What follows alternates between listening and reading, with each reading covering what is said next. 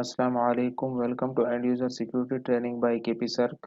जिस तरह last video में हमने कहा था कि हम एक छोटी सी फिशिंग ईमेल की डेमो दिखाएंगे आप लोगों को, जिसमें हम दिखाएंगे कि यह फेक ईमेल्स और ओरिजिनल ईमेल के हेडर में क्या फ़र्क होता है। तो यहाँ पे हमने दो ईमेल जो है, एक फेक ईमेल है और एक ओरिजिनल ईमेल है। तो फेक ईमेल को चेक करेंगे, इसके हेडर को एनालाइज करेंगे और ओरिजिनल ईमेल के हेडर को एनालाइज करेंगे। अब ये फेक ईमेल है, आप देखोगे तो इसके कंप्लीट सारा कुछ जो है सिक्योरिटी आप देखोगे, तो ये सारी चीज़ें जो है बिल्कुल ऐसे लग रहा है जैसे कि एक रियल ईमेल हो और रियल सर्वर से आई हो, लेकिन ये एक्चुअल में एक फेक ईमेल है। ठीक है, जिसको हम फिशिंग ईमेल भी कह सकते हैं, फिश्ड ईमेल है। तो इनके हेडर को हम एनालाइज करेंगे। यहाँ से अगर मैं जो है सोर्स में जाके ओरिजिनल सोर्स करता हूँ तो मैं मुझे यहाँ पे इसका हेडर मिल जाता है। इसको मैं कॉपी करता हूँ। ठीक है, ये है मेरे पास कौन सी है, फेक ईमेल है। इसके हेडर को मैंने यहाँ पे पुट किया, सबमिट कर देता हूँ। और मेरे पास दो टूल्स हैं, जिस तरह मैंने आपको एक्टिविटीज में बताए थे, एक गूगल का है और एक ये दूसरा है, थर्ड पार्टी है। तो दोनों में पुट करके इसको मैं एनालाइज करूंगा। अगर मैं इसको एनालाइज करना चाहूँ, अगर मैं इसको देखूं तो इसमें आपको नज़र आ रहा होगा कि ये जो है कोई चेक रिपब्लिक में सर्वर है और वहाँ से ये मेल आई है। ठीक है, और जब यहाँ पे भी देखूंगा तो ये जो है कुछ फ्लैग्स फेल कर रहा है। अगर मैं इस फ्लैग्स को गूगल में सर्च करूंगा तो आपको पता चल जाएगा कि ये ऑथेंटिकेशन के लिए यूज़ हो रहा होता है। ठीक है, ईमेल ऑथेंटिकेशन के लिए, लेकिन जो कि ये फेल कर रहा है, दैट्स मीन इस ईमेल में कोई ना कोई इशू है। जबकि मैं ओरिजिनल ईमेल का सोर्स कोड देखना चाहूँ, यहाँ से ओरिजिनल, शो ओरिजिनल, तो यहाँ से मैं उसका हेडर, उसके हेडर को कॉपी करूँ और उसको यहाँ पे मैं पेस्ट कर दूँ इसी दोनों टूल्स में। तो आप यहाँ पे देखोगे कि एक तो ये जो है, इसके जो एक्चुअल सर्वर्स हैं ये यूएसए में हैं।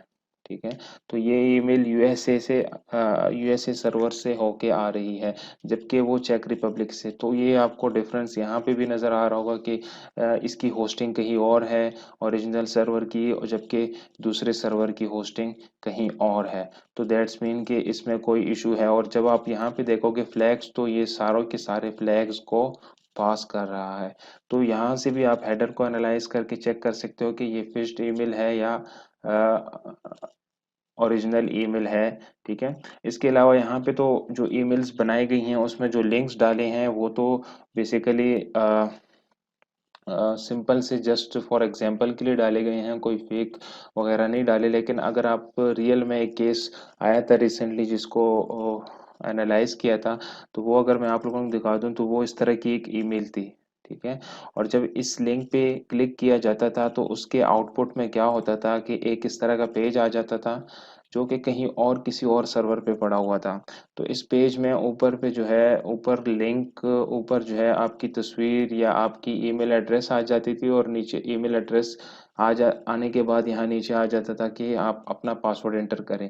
तो जब कोई इसमें गलती से पासवर्ड एंटर कर ले तो उसका पासवर्ड कहाँ जाएगा, वो फेक सर्वर के पास चला जाएगा और आपकी सारी ईमेल की क्रेडेंशियल जो है उनके पास चले जाते हैं। फिर उनके पास आपकी ईमेल का कंट्रोल आता है। तो ये अटैक स्टार्ट किस तरह होते हैं, अगर कोई भी आपके ऑफिस में ईमेल्स तो पब्लिकली कहीं भी से भी मिल जाती हैं। ठीक है, वेबसाइट से मिल जाती है या और भी डिफरेंट टूल्स हैं, उस तरह भी ईमेल फाइंड हो सकती हैं आप लोगों की।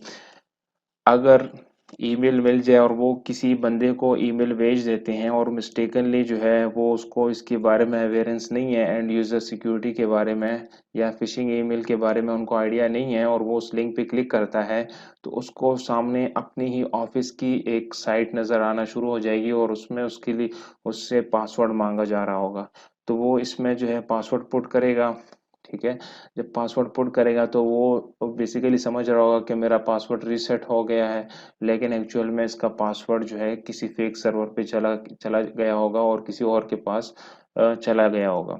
ठीक है, जब वो पासवर्ड किसी और को मिल जाते हैं तो वो उसके ईमेल में एंटर होके बाकियों की ईमेल एड्रेसेस, कॉन्टैक्ट्स वगैरह वहाँ से निकाल सकता है, या इसके ईमेल को यूज़ करके वो बाकी भी जो है ये फेक लिंक्स जो है किसी और बंदे को इसी ऑफिस में सेंड कर सकते हैं। तो इस तरह ये अटैक इनिशिएट होते हैं कि एक बंदा, एक ह्यूमन मिस्टेक करता है, मिस्टेकली उस लिंक पे क्लिक करता है और फिर जो है उससे पूरे ऑर्गेनाइजेशन को नुकसान का सामना करना पड़ता है।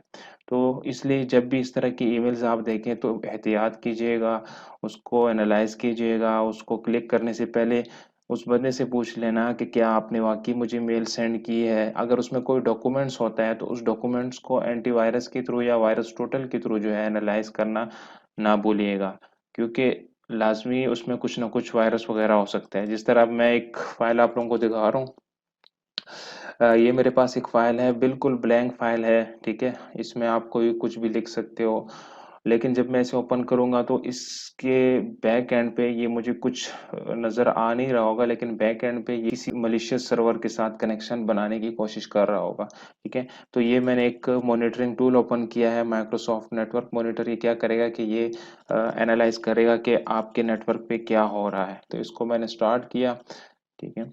और साथ ही मैं क्या करता हूँ कि यहाँ पे ये वर्ड की फाइल ओपन करने लगता हूँ, ठीक है। जब मैंने वर्ड की फाइल ओपन की तो यहाँ पे आपको नजर आ रहा होगा कि वर्ड की फाइल ओपन हो गई है, ठीक है। तो अब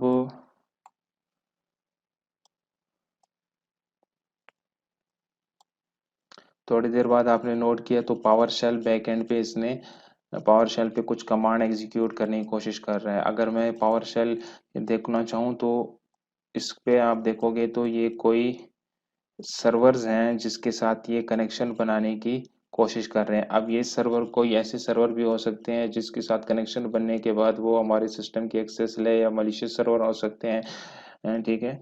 तो वो हमारे क्रेडेंशियल्स भी चोरी कर सकते हैं और बहुत सी अटैक एग्जीक्यूट होने की पॉसिबिलिटीज बन सकती हैं। तो इस तरह की फाइल्स होती हैं जो नॉर्मली में बिल्कुल क्लियर नज़र आती हैं, आप लोगों को उस फाइल में कोई इशू नज़र नहीं आ रहा होता, लेकिन बैक एंड में उसमें कोई इन्होंने कोड्स या स्क्रिप्ट्स एम्बेड की होती हैं जो कि बैक एंड पे आपके सिस्टम के साथ रिमोट कनेक्शन बनाने की कोशिश कर रहे होते हैं, ठीक है। तो जब भी आपके पास इस तरह की ईमेल्स आती हैं, इस तरह की फाइल्स आती हैं, तो कोशिश कीजिएगा कि इन फाइल्स को डाउनलोड करने से पहले देख लेना कि ये फाइल आई किसकी तरफ से है। जिसकी तरफ से आई है अगर आप उसे जानते हैं तो उससे कॉल करके पूछे कि आपने मुझे कोई फाइल भेजी है। अगर नहीं जानते तो उस ईमेल को एनालाइज करें, उसके हेडर्स को एनालाइज करें, ठीक है। उनकी ओरिजिनल ईमेल को देखें, हेडर को, और फिर जो नई ईमेल आई है जिस पे आपको डाउट है उसके ईमेल हेडर को एनालाइज करें। और फिर उसके बाद जो है ना आप नेक्स्ट स्टेप लें और उस ईमेल में जो लिंक है या उस ईमेल में फाइल है तब उसको एनालाइज करें और उसके बाद जो है उस फाइल वगैरह को ओपन करें। अदरवाइज जो है ना ऐसी ईमेल्स को ओपन करने से अवॉइड करें अपने आप को, क्योंकि एक ह्यूमन मिस्टेक की वजह से जो है पूरे डिपार्टमेंट को नुकसान हो सकता है। Thank you so much for watching.